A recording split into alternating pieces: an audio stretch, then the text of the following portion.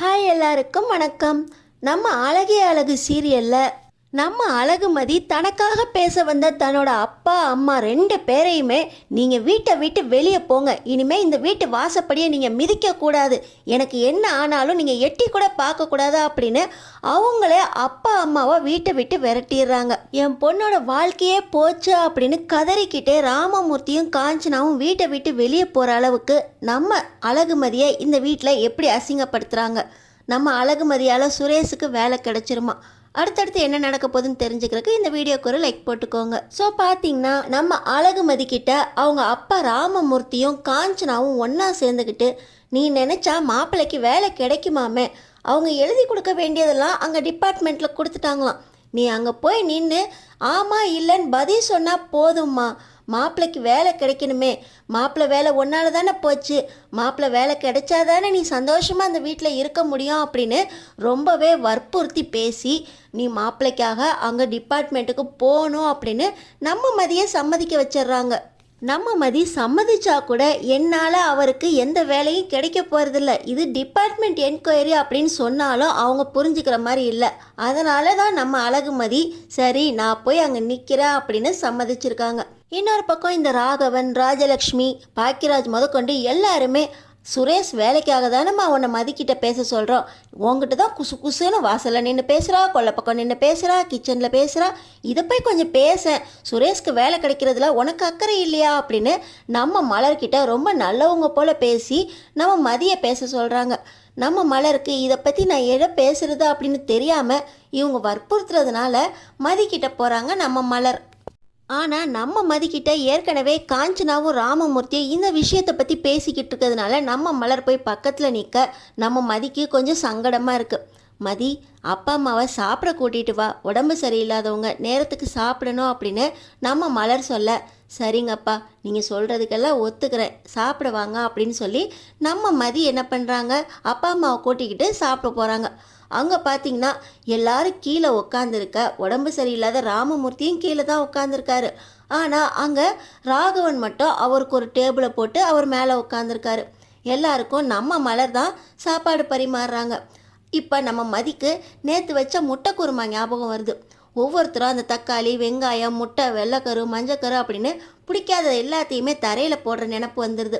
அதனால் என்ன பண்ணுறாங்க, அவங்க வீட்டில் என்ன பண்ணுவாங்கன்னா இந்த ஃபுட் வேஸ்ட்டெலாம் வைக்கிறதுக்கு பார்ட்டிஷனாக ஒரு சின்ன தட்டு கொடுப்பாங்க.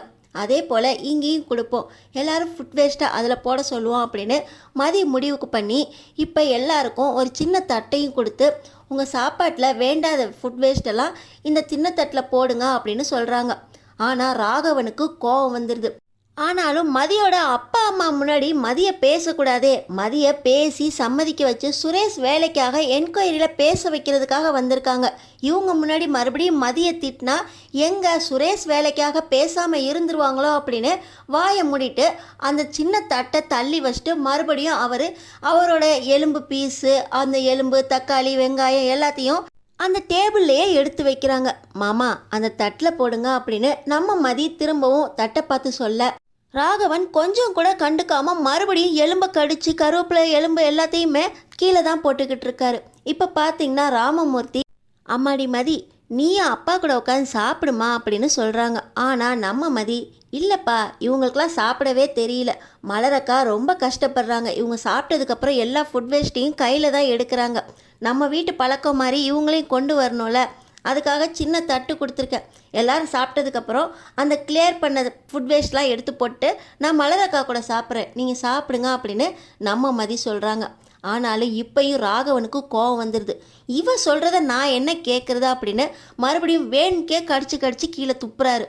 இதை பார்த்த உடனே நம்ம மதி நான் தான் சின்ன தட்டு கொடுத்துருக்கேன்ல, எங்கள் அப்பா எங்கள் அம்மாவை பார்த்து கற்றுக்கோங்க, இப்படி உங்களோட வேஸ்ட்டெல்லாம் மறுபடியும் சொல்ல தரையிலே போட்டுக்கிட்டு இருக்கீங்க அப்படின்னு சொல்ல இது நான் உழைச்சி சம்பாரித்த வீடு, இதில் ஒரு 4 கருவேப்பிலை எலும்ப போடுறதுக்கு எனக்கு உரிமை இல்லையா, நான் கீழே தான் போடுவேன் அப்படின்னு வேணுக்கே வாயிலேருந்து எடுத்து கீழே போடுறாங்க.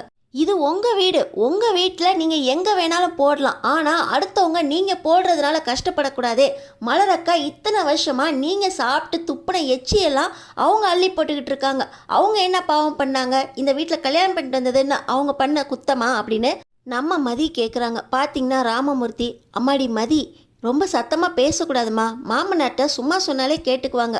சம்மந்தி, நீங்கள் அந்த சின்ன தட்டில் எடுத்து வைங்க சம்மந்தி, எங்கள் வீட்டில் இப்படி தான் இருப்போம் அப்படின்னு ராமமூர்த்தி சொல்கிறாரு. ஆமாம் ஆமாம், உங்கள் வீட்டில் பொண்ணையே ஒழுங்காக வளர்க்க தெரில, பழக்க வழக்கம் மட்டும் ரொம்ப நல்லா சொல்லி கொடுத்துருக்கீங்களா? இது ஏன் வீடு, நாங்கள் இப்படி தான் சாப்பிடுவோம். பொண்ணை ஓசியில் கட்டி கொடுத்துருக்கீங்க, ஓசி சாப்பாடு சாப்பிட்றதுக்காக சாப்பிட உக்காருன்னு சொன்ன உடனே உக்காந்து கறி சாப்பாடு சாப்பிட்டுட்டு இருக்கீங்க. ஓசி சாப்பாடு சாப்பிட வந்தவங்களுக்கு எனக்கு அறிவுரை சொல்கிறதுக்கு என்ன தகுதி இருக்குது அப்படின்னு ராமமூர்த்தியை பார்த்து ராகவன் ரொம்ப கோவமாக அசிங்கமாக தரக்குறைவாக பேசுகிறத கேட்டு நம்ம மதிக்கு கோவம் வந்துடுது. அப்பா, நீங்கள் இங்கே சாப்பிடாதீங்க, எந்திரிச்சு வீட்டுக்கு போங்க அப்படின்னு நம்ம மதி பேச, ஓ ரோஷம் வந்துருச்சோ, நீ சொல்கிறப்ப எனக்கு இப்படி தானே கோவம் வந்திருக்கோம். ஓடாதன்னு சொல்கிறேன், குதிக்காதன்னு சொல்கிறேன், சிங்கு சிங்குன்னு ஓடுற, எதை சொன்னாலும் எதிர்த்து பேசுகிற, நல்ல பழக்க வழக்கங்கிறத கூட உங்கள் வீட்டில் கற்றுக் கொடுக்கல. எங்கள் வீட்டில் இப்படி தான் இருப்போம், நீங்களும் அப்படியே இருங்கன்னு எங்களை சொல்லி கொடுக்குற. நல்ல பழக்க வழக்கம் உனக்கே தெரியல, இதில் எங்களுக்கு வேற கற்றுக் கொடுக்க வந்திருக்க. என்னமோ உங்கள் அப்பா உன்னை ரொம்ப நல்லா வளர்த்து நல்ல பழக்க வழக்கத்தை கற்றுக் கொடுத்த மாதிரி எனக்கு அட்வைஸ் பண்ண வராரு அப்படின்னு ராகவன் சொல்ல, எங்கள் அப்பாவை பற்றி பேசுகிறக்கு உங்களுக்கு எந்த தகுதியும் இல்லை, வர சொல்லி சாப்பாடை போட்டு அசிங்கப்படுத்துறீங்களா அப்படின்னு நம்ம மதி பேச, ராமமூர்த்தி, மதி நீ பேசாதம்மா, நீ பேசினாலே தப்பு கண்டுபிடிக்கிறாங்க. இதில் கூட இந்த விஷயத்தில் கூட என் பொண்ணு மேலே தப்பு கண்டுபிடிக்கிறாங்களே, இந்த வீட்டில் என் பொண்ணை கல்யாணம் பண்ணி கொடுத்துட்டேனே அப்படின்னு ராமமூர்த்தி கண் கலங்குறாரு.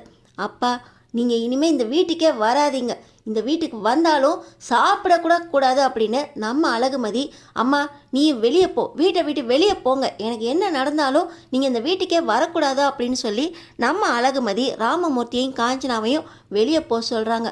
இப்போ என்ன பேசிட்டேன்னு உங்கள் அப்பா அம்மா வெளியே போக சொல்கிற? உங்கள் அப்பா அம்மா சுரேஷ் விஷயமா பேசுறதுக்கு வந்திருக்காங்க, அதை செஞ்சு கொடுத்துட்டு போக சொல்ல வெளியே அப்படின்னு ராகவன் பேச, நம்ம அழகுமதி நேராக ராமமூர்த்தியையும் காஞ்சனாவையும் வெளியே அமுச்சு வச்சுட்டு நீங்கள் பத்திரமா வீட்டுக்கு போங்க அப்படின்னு சொன்னதோடு இல்லாமல் இப்போ உள்ளே வர நம்ம அழகுமதி, எங்கள் அப்பா அம்மா என்னை வளர்த்த வளர்ப்பு சரியில்லை, பழக்க வழக்கம் ஒழுங்காக சொல்லித்தரலன்னு சொல்கிறீங்களே, உங்கள்கிட்ட இருக்க புத்தி அப்படியே உங்கள் புள்ள சுரேஷ்கிட்டையும் இருக்குது. சுரேஷ்க்கு என்ன பழக்க வழக்கத்தை சொல்லி கொடுத்துருக்கீங்க? கட்ட பஞ்சாயத்து பண்ணுறாரு, ஸ்டூடெண்ட்ஸை அடிக்கிறாரு, பொண்ணுங்கள்கிட்ட தரக்குறைவாக பேசுகிறாரு, இப்படிலாம் நடந்துக்க சொல்லி தான் நீங்கள் சொல்லி கொடுத்தீங்களா? நீங்கள் என்ன பழக்க வழக்கம் கற்றுக் கொடுத்து அதனால தான் அவர் சஸ்பெண்ட் ஆகி இருக்காரு. நான் கூட உங்கள் புள்ள மேலே தான் தப்புன்னு நினச்சேன். நீங்கள் வளர்த்த வளர்ப்பு சரியில்லை, சொல்லி கொடுத்து வளர்க்கணும்னு உங்களுக்கு தெரியல. இப்போ அவர் செஞ்ச தப்புக்கு பனிஷ்மெண்ட் கொடுக்குறதுக்காக டிபார்ட்மெண்ட்டில் என்கொயரி வச்சுருக்காங்க, அதுக்கு என்ன போய் நிற்க சொல்கிறீங்க? அங்கே என்ன கேட்க போகிறாங்க? எல்லாத்தையும் நீங்களே வாபஸ் வாங்கிக்கிறீங்களா? நீங்கள் தப்பாக செஞ்சிட்டீங்களான்னு கேட்பாங்க. எல்லா பழியையும் நான் என் மேலே போட்டுக்கிட்டு உங்கள் புள்ள மேலே எந்த தப்பும் இல்லைன்னு நான் சொல்லணும். அதனால் உங்கள் பிள்ளைக்கு மறுபடியும் வேலை கிடைக்கணும், இதை தானே நீங்கள் எதிர்பார்க்குறீங்க? காலையில் எந்திரிச்சதுலேருந்து எந்த ஒரு பழக்க வழக்கமுமே இந்த வீட்டில் இருக்கக்கூடாது. பொண்ணுங்கனாலே கிச்சனில் இருக்கணும், ஆம்பளைங்கன்னா நல்லா படுத்து தூங்கணும். இந்த மாதிரி பழக்க வழக்கத்தை சொல்லி கொடுத்துட்டு எங்கள் வீட்டு பழக்க வழக்கத்தை பற்றி நீங்கள் பேசுகிறீங்க. எங்கள் அப்பா அம்மா வளர்ப்பு சரியில்லை அப்படின்னு நீங்கள் சொல்கிறீங்க. காலையில் ஜாக்கிங் போகிறது கூட உங்களுக்கு தப்பாக தெரியுது. எங்கள் அப்பா அம்மாவை ஃபோன் போட்டு கூப்பிட்டு வச்சு குற்றப்பத்திரிக்கை வாசிச்சுக்கிட்டு இருக்கீங்க. நான் இனிமேல் உங்கள் புள்ள கேஸில் தலையிடவே மாட்டேன். அவராக முட்டி மோதி அவர் மேலே தப்பு இல்லை அப்படின்னு நிரூபித்து வெளியே வரட்டும். அவராக சஸ்பென்ஷன் ஆர்டர் கேன்சல் பண்ண முடிஞ்சால் பண்ணிக்கட்டும்.